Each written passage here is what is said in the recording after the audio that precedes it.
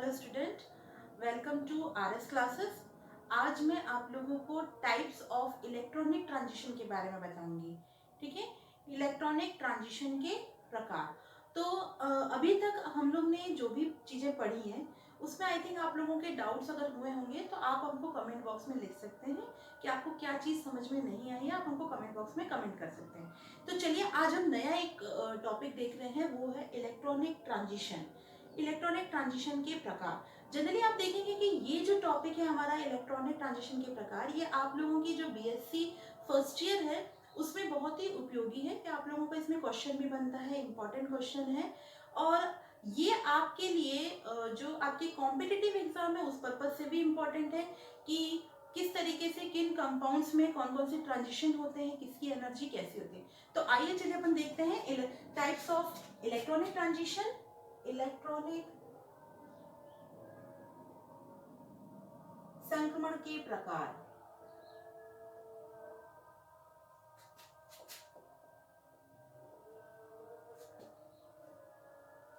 तो इलेक्ट्रॉनिक संक्रमण के प्रकार देखने से पहले हमें ये चीज पता होगी, आपको पता होगा कि एक अणु का निर्माण कैसे होता है। एक अणु का निर्माण जो होता है वो परमाणुओं के संयोग से होता है। जब परमाणु आपस में संयोग करते हैं तब अणु का निर्माण करते हैं। जैसे हम यहाँ पे लेते हैं कि ए हमारे पास एक परमाणु है, बी एक परमाणु है, ये रासायनिक अभिक्रिया करके ए बी एक अणु का निर्माण करते हैं। ठीक है, ये दोनों हमारे पास क्या है, परमाणु है, और ये दोनों रासायनिक अभिक्रिया के द्वारा एक अणु का निर्माण करते हैं। हमें पता है कि किसी भी परमाणु के जो इलेक्ट्रॉन होते हैं वो कहाँ उपस्थित होते हैं, उनके ऑर्बिटल में उपस्थित होते हैं। ठीक है, तो परमाणुओं के क्या होते हैं, परमाणविक ऑर्बिटल होते हैं। जब ये परमाणु आपस में संयोग करते हैं तो इनके परमाणविक ऑर्बिटल भी क्या करते हैं, आपस में संयोग करते हैं। और जब अणु का निर्माण होता है तो इनके परमाणविक ऑर्बिटल भी जो होते हैं वो क्या करते हैं, आणविक ऑर्बिटल का निर्माण करते हैं। ठीक है, जो परमाणविक ऑर्बिटलों का संयोग होता है ये लीनियर कॉम्बिनेशन एटॉमिक ऑर्बिटल इस सिद्धांत के अनुसार होता है। ठीक है, यानी इसको बोला जाता है रेखीय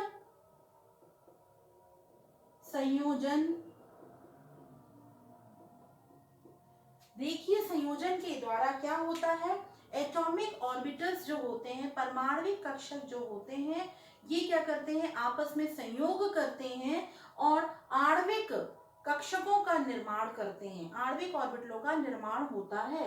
अब ये लीनियर कॉम्बिनेशन किस तरीके से होता है, तो यहाँ पर हर परमाणविक ऑर्बिटलों के अपने क्या होते हैं, वे फलन होते हैं। जैसे हम साई ए देखें और साई बी देखें, ये दोनों आपस में संयोग करते हैं और रिएक्ट करके साई ए बी क्या करते हैं, ये साई ए बी आणविक ऑर्बिटल का निर्माण करेंगे।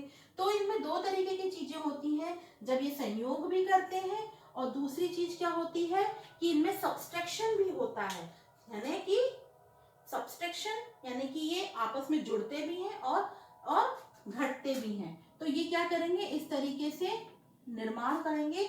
इनके जो परमाणविक ऑर्बिटल होते हैं, इनके तरंग फलन जो होते हैं वो आपस में रिएक्ट करेंगे। आपस में रिएक्ट कैसे करेंगे, लीनियर कॉम्बिनेशन के द्वारा, या तो उनमें योग होगा या उनमें सब्सट्रैक्शन होगा, घटाव होगा, और इस आधार पर ये क्या करते हैं, आणविक कक्षकों का निर्माण करते हैं।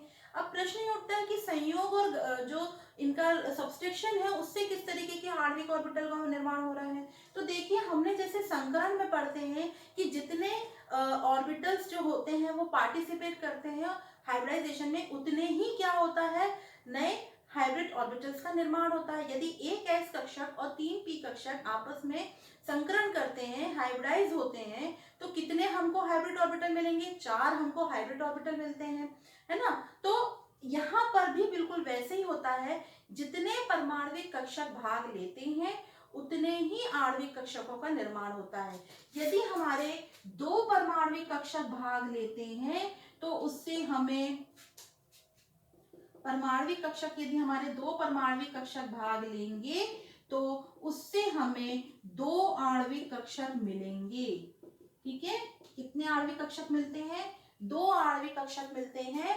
इनमें से जो दो आणविक कक्षक होते हैं ये ऊर्जाओं में समान नहीं होते हैं। क्यों? क्योंकि से जिसमें हमको योग मिलता है उनकी ऊर्जाएं हमको कम मिलती हैं, और जिनमें सब्स्टिक्शन होता है उनकी ऊर्जाएं कम होती हैं या ज्यादा होती हैं। तो हमको दो तरीके के क्या मिल रहे हैं, आणविक कक्षक मिलते हैं, यदि दो परमाणविक कक्षकों ने भाग लिया है तो। ठीक है, अब एक की ऊर्जा कम होती है और एक की ऊर्जा अधिक होती है। जिसकी ऊर्जा कम होती है उसे हम कहते हैं आबंधी आणविक कक्षक। इसको इंग्लिश में अपन बोलते हैं बॉन्डिंग मॉलिक्यूलर ऑर्बिटल। ठीक है, और जिसकी ऊर्जा अधिक होती है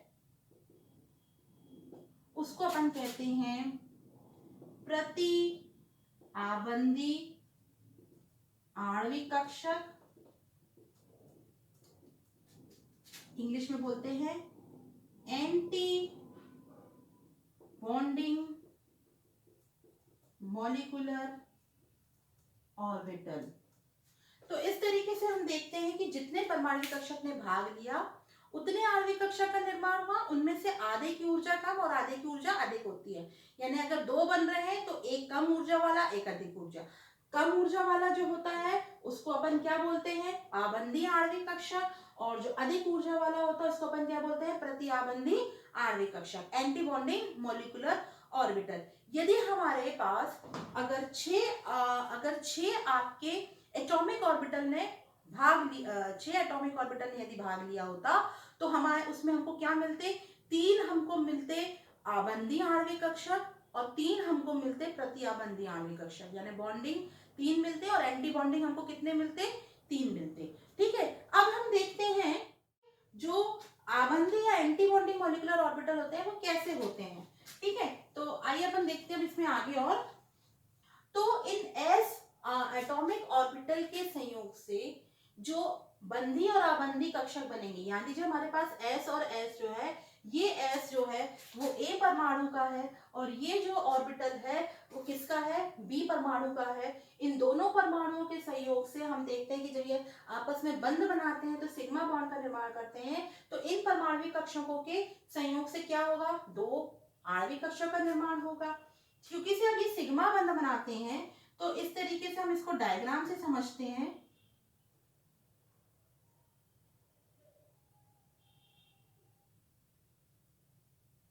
ठीक है, सपोज ये मान लीजिए हमारे पास यहाँ पर एक एक इलेक्ट्रॉन है, ये एक एस कक्षक है, ये किसी परमाणु बी का एस कक्षक है। ठीक है, तो अब क्या करेंगे, ये दोनों परमाणविक कक्षक मिलकर क्या कर रहे हैं, दो आणविक कक्षक बना रहे हैं। एक जो होगा जिसको अपन नीचे वाला, जिसकी कम ऊर्जा होगी उसको नीचे और जिसकी ऊर्जा अधिक होगी उसको अपन ऊपर लिखते हैं। अब क्योंकि इसे एस ऑर्बिटल के संयोग से सिग्मा बॉन्ड का निर्माण होता है तो इसलिए इसको अपन क्या बोलेंगे, sigma bonding molecular orbital, BMO in short form. और जो एंटी बॉन्डिंग होता है जिसकी ऊर्जा अधिक होती है उसको अपन सिग्मा स्टार से रिप्रेजेंट करते हैं, and it is known as anti bonding molecular orbital, sigma star से रिप्रेजेंट करते हैं। अब इनमें जो इलेक्ट्रॉनों के भरने का नियम होता है वो बिल्कुल वुंड और पॉलिस के जो एक्सक्लूजन प्रिंसिपल है उसके अकॉर्डिंग ही है। ये दो इलेक्ट्रॉन है तो सबसे पहले लोअर जो आपका एटॉमिक ऑर्बिटल होता है वो पहले फिल होता है। ठीक है, उसके बाद एंटी बॉन्डिंग होते हैं। अब यदि देखिए अगर हमारे पास p ऑर्बिटल है and they are overlap sidewise, और हमें पता है कि जब साइडवाइज ओवरलैपिंग होती है तो क्या होता है सॉरी जब साइडवाइज ओवरलैपिंग होती है तो पाई बॉन्ड का निर्माण होता है। तो इस तरीके से यहां पर आप देखेंगे कि जब हमने p ऑर्बिटल लिए हैं, ये देखिए ये p ऑर्बिटल लिए हैं, ये एक ऑर्बिटल एक परमाणु के p ऑर्बिटल है, ये दूसरे परमाणु के p ऑर्बिटल है। ठीक है, तो इस तरीके से ये क्या करेंगे, ये जब कंबाइन करेंगे तो क्या फॉर्मेशन करेंगे, ये फॉर्मेशन करेंगे मॉलिक्यूलर ऑर्बिटल। अब कितने भाग ले रहे थे उस पर डिपेंड करता है, यहाँ पे देखिए आप, यहाँ देखिए 3 p ऑर्बिटल यहाँ है एक एटम के, यहाँ पे 3 p ऑर्बिटल एक एटम के हैं। ठीक है, तो क्या होगा, ये कंबाइन करेंगे, टोटल कितने ऑर्बिटल कंबाइन कर रहे हैं, 6 एटॉमिक ऑर्बिटल में भाग लिया तो 6 आणविक कक्षकों का निर्माण होगा मॉलिक्यूलर ऑर्बिटल का।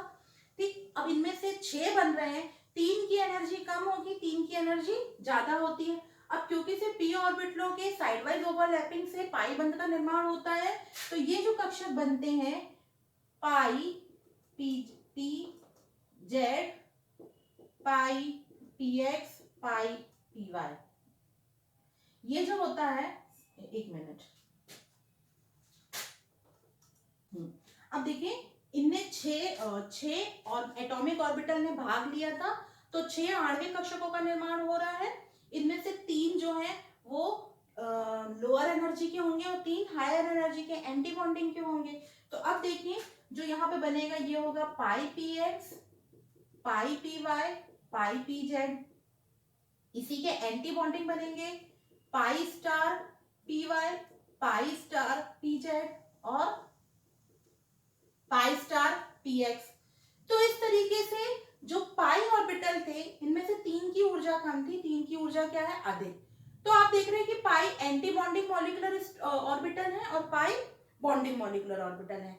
इन्हीं में क्या होते हैं, इलेक्ट्रॉन उपस्थित होते हैं और यही जो होते हैं ट्रांजिशन करते हैं जब हम इनको ऊर्जा प्रोवाइड करते हैं। अब हमने देखा कि किसी भी अणु के अंदर या तो सिग्मा इलेक्ट्रॉन होते हैं या पाई इलेक्ट्रॉन होते हैं। ठीक है, अब इसके बाद मॉलिक्यूल के अंदर एक और तरीके के इलेक्ट्रॉन होते हैं जिनको अपन कहते हैं non bonding electron, which are not participated in the bond formation, जो बंध बनाने में भाग नहीं लेते हैं, उनको अपन क्या कहते हैं, नॉन बॉन्डिंग और इलेक्ट्रॉन या अनाबंधी इलेक्ट्रॉन। इनको क्या बोलते हैं, अनाबंधी इलेक्ट्रॉन। अब क्या होता है, जब यही इलेक्ट्रॉनों को ऊर्जा दी जाती है तो ये अपने अपने इलेक्ट्रॉनिक लेवल पर अपने अपनी ऊर्जा स्तर पर होते हैं। जब इनको ऊर्जा दी जाती है तो ये एक्साइटेड होकर कहाँ जाते हैं, according to their higher energy level, है ना, विच इज डिपेंड ऑन कि हमने इनको कितनी ऊर्जा दी है। तो इस आधार पर इनके पास जो किसी भी अणु के पास जो इलेक्ट्रॉन्स होते हैं उनके आधार पर इनमें ट्रांजिशन होता है। तो इलेक्ट्रॉनिक संक्रमण के प्रकारों को देखने के पहले हमें क्या देखना है कि इनमें किस तरीके के इलेक्ट्रॉनिक ट्रांजिशन होते हैं और किस तरीके के इलेक्ट्रॉन उपस्थित होते हैं। तो हमने पहले, जब तक हमको यही नहीं पता होगा कि कैसे एक परमाणु से आणविक कक्षकों अणु का निर्माण होता है, परमाणविक ऑर्बिटलों से आणविक कक्षकों का निर्माण होता है और किस तरीके के इलेक्ट्रॉन उसमें उपस्थित होते हैं, तो हम टाइप्स ऑफ ट्रांजिशन को देख ही नहीं सकते थे, है ना। इसलिए हम क्या देख रहे हैं, ये टाइप ऑफ ट्रांजिशन देख रहे हैं। आइए अब अपन एक एक ट्रांजिशन को देखते हैं। टोटल 5 तरीके के ट्रांजिशन होते हैं। कौन कौन से ट्रांजिशन होते हैं, तो आइए हम सबसे पहले यहाँ पे एक डायग्राम बना लेते हैं। ये होता है सिग्मा, ये होता है पाई एनर्जी लेवल, ये वो एनर्जी लेवल जहां n इलेक्ट्रॉन होते हैं, ये होता है पाई स्टार और ये होता है सिग्मा स्टार। ठीक है, इस तरीके से ये एनर्जी लेवल होते हैं। अकॉर्डिंग टू देयर 5 प्रकार के ट्रांजिशन देखते हैं। पहला है सिग्मा से सिग्मा स्टार, दूसरा होता है n से सिग्मा स्टार, n से पाई स्टार, पाई से पाई स्टार, n से पाई स्टार और से और सिग्मा से पाई स्टार। तो इस तरीके से टोटल 5 प्रकार के ट्रांजिशन जो है वो हम देखते हैं कि 5 प्रकार के ट्रांजिशन होते हैं और इन पांचों ट्रांजिशन को हम देखेंगे कि इनमें कौन कौन से ऐसे अणु होते हैं जो ये 5 प्रकार के ट्रांजिशन देखते हैं। ठीक है, तो आज तक आपको शायद इसका बेसिक समझ में आया होगा।